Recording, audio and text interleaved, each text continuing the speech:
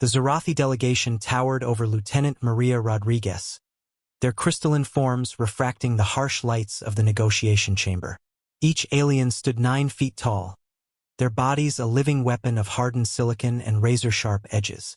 They had conquered 17 systems, and Earth's colony on Kepler 442b was to be their 18th.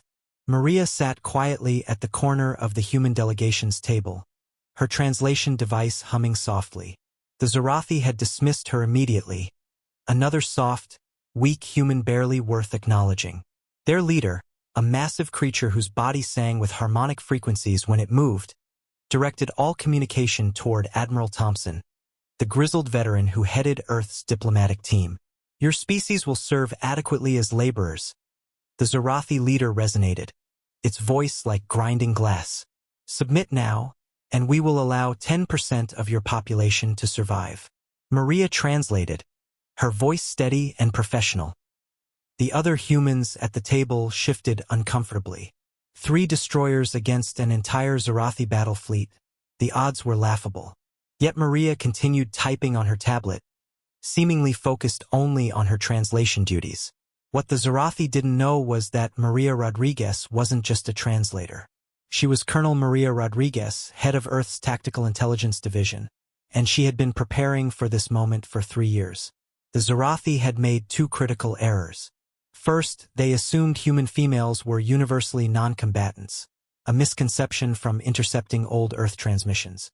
Second, they had allowed Maria to bring her translation equipment without scanning it, considering human technology too primitive to pose a threat. As the Zarathi leader continued its demands, Maria's fingers flew across her tablet. Not translating, calculating. Every word the aliens spoke revealed harmonic patterns in their crystalline bodies. Their language wasn't just sound. It was frequency-based physics, and Maria had found their resonance point. Admiral, Maria said quietly in Portuguese, knowing the Zarathi hadn't bothered learning Earth's non-primary languages. When I stand, hit the floor. Thompson's eyes flickered with understanding. He'd served with Maria before. He knew that tone.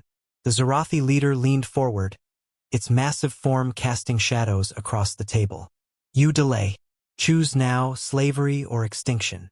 Maria stood slowly, her small frame dwarfed by the aliens. The Zarathi barely glanced at her.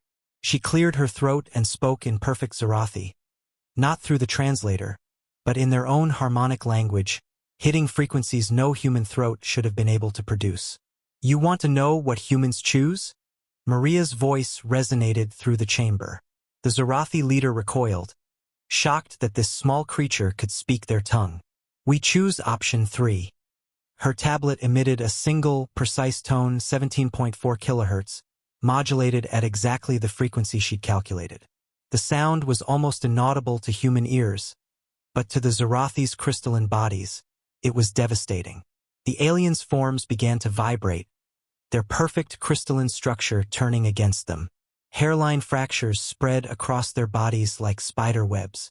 The leader tried to speak, but its voice came out as a discordant shriek. You see, Maria continued, walking slowly around the writhing aliens. You thought you were the predators here, but humans? We've been killing each other creatively for millennia. We've turned death into an art form, and we're very, very good at finding weakness. She touched her tablet again, adjusting the frequency slightly. The fractures in the Zarathi deepened. Your ships use the same harmonic crystalline structure.